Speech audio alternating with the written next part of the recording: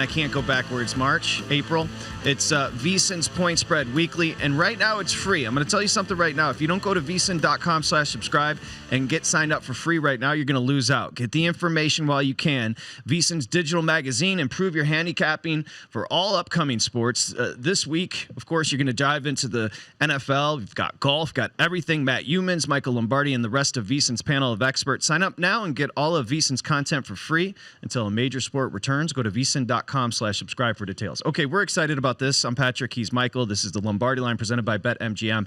Ron Flatter is going to be joining us. I can't wait for this, Michael. You got Hawthorne and Geelong, and you've got Fremantle and Brisbane. As you know, Aussie rules football. We're going to talk about it now with our buddy Ron Flatter, and I think we've got a very precocious picture with Ron Flatter and a koala. Let's go ahead and throw that up as we say, hi, Ron. How are you?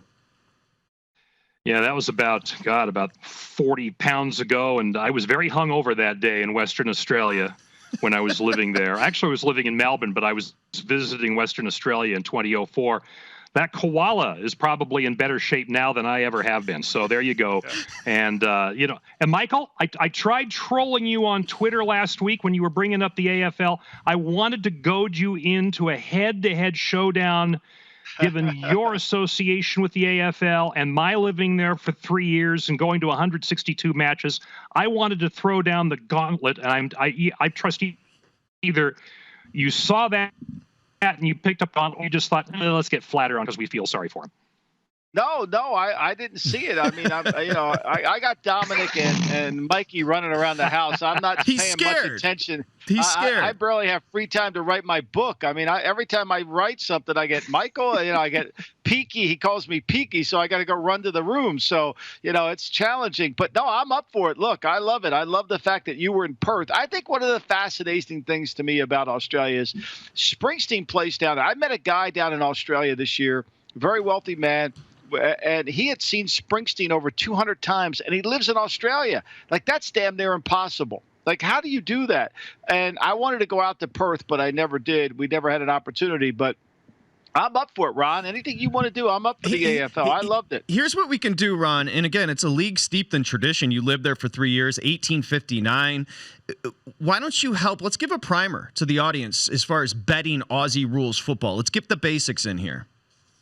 Well, basically, you can bet it like the NFL. There's a point spread. There's you got the total. You got the money line. Money lines are more popular there than here, but we don't have to follow what they do. We can do it as we want.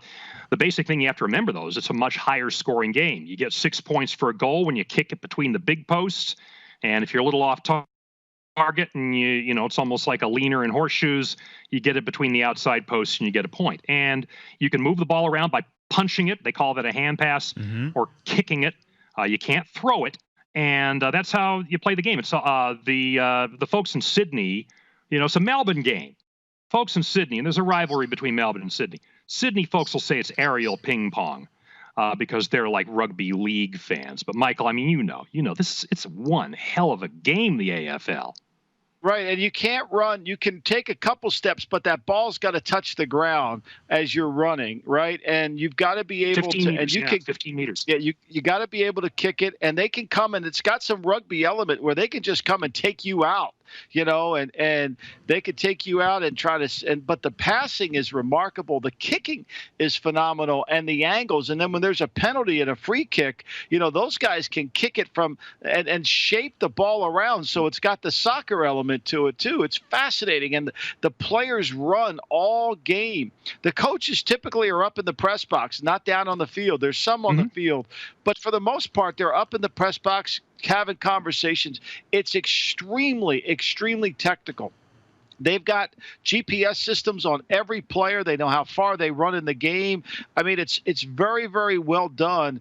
And there's no goalkeeper, so everybody kind of plays and runs. And the speed of the players, like Geelong is an incredibly fast team. They're a smaller team, and they were leading the AFL last year early in the season. But as it went along, when I was down there, they kept saying they're going to wear down. They're too small, and eventually they did. Ron, now we have Ronnie. We got a good connection with you now. So behind you, and we want to thank you. He traveled all the way to Australia to do this hit for us. That's Ron Flatter, the consummate professional. So what's behind you? And when you were there, did you gravitate towards a club? I did. It's this club, the Carlton Blues, who pretty much have stunk for the last 20 years. A lot of reasons why I did. It's an original club team premierships, and you can see they're 40-1 to win the title this year, and I think that's an underlay.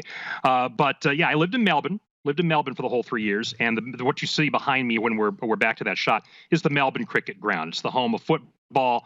Football began as a sport to play in the winter for cricket players, much as basketball became an activity for wintertime in the Northeast. And so that's how the game came about.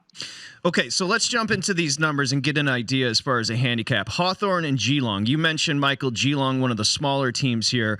Ron, let's say, okay, so Geelong laying 8.5 and a total of 127.5. I give you those two numbers and just explain to the audience what jumps out at you. Yeah, well, the thing that jumps out at me is Geelong is terrible coming off of buys. This is the ultimate buy. Since Chris Scott became their coach, they just do not come back well from these things. Hawthorne has been a competitive team. This is going to be a down year for them, but I like taking the plus 140.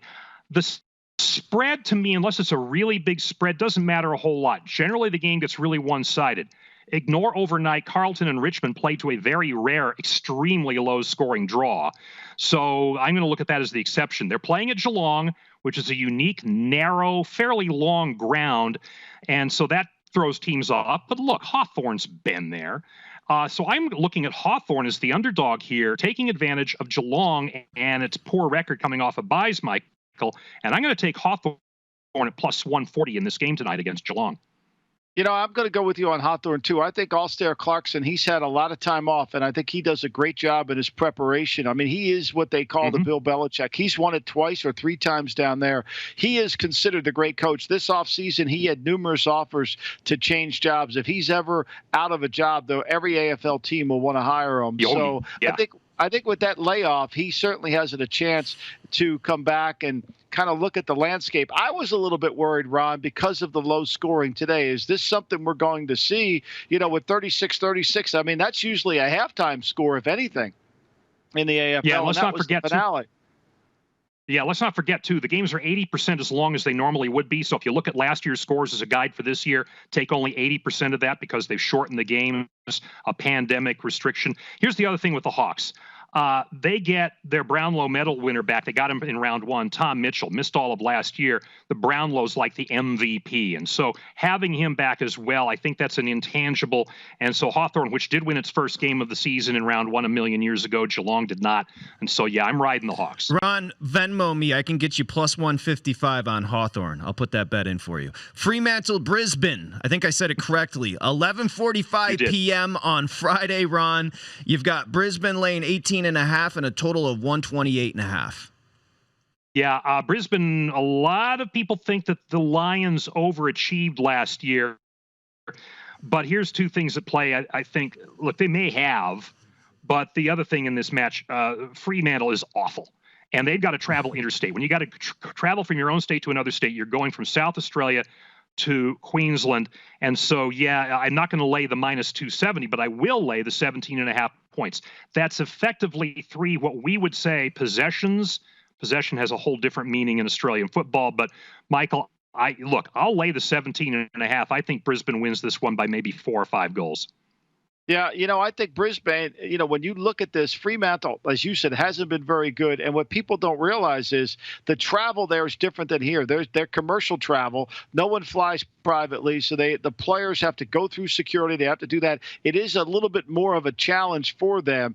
And the way Fremantle played last year, I can't see them keeping it close. I'm going to go with Brisbane. I would lay the points here because I just think Fremantle hasn't been very good, nor were they've improved through the offseason, according to what people have told me from down there. Okay, Ron, can't let you go without a play on your squad. Carlton, Melbourne. Carlton catching 8.5, 140.5 on Saturday. Yeah, actually catching 8.5, I might lean Melbourne. I have a line of 9.5 where I'm looking, and I'm staying away. 8.5. I'm not prone to playing the spread because normally these games tend to be blowouts. But if I did anything, I would take Carlton and the points. The other thing I might do at 140.5, I might go under. These two teams aren't that good. And so I don't know that they can kick the ball. Carlton's had a penchant for not being able to kick the ball straight. They were better in round one, but they still got blown out for most of the game before Richmond let their foot off the accelerator. So I would maybe go under the 140.5 if that's the number you're seeing there. All right, let's do this on Thursdays. We got to make this a tradition, Ron. You're going to join us. No doubt. Ron, Melbourne's has a new coach, though, correct? Don't they? Yeah, and so there's that. They've got. I'm trying to remember who it is. I can't get names right in the NFL, let alone the AFL. So don't worry about it, Ron. But they have a new coach. They're trying to. My man Gary Lyon, that's where he played. That's where he was an all-star. So they're trying to rebuild that program. I'm a little bit with you. I think given the 8.5, that one's hard for me. I would go with Carlton. All right, Ron. Thank you very much, buddy. Appreciate the time, and thanks for traveling to Australia for us today. On the Blues. Yeah, there he goes. His connection's whack, but he's the best. All right, Michael, that was fun. That's the debut. Hey, listen, if you can bet it, we're going to talk it here on VSiN, right? Look, I think if people the time difference makes it hard, right? Pat McAfee, who I do his show at times, he was up early this morning watching it. He loves it. Now, he's a punter and a kicker by trade.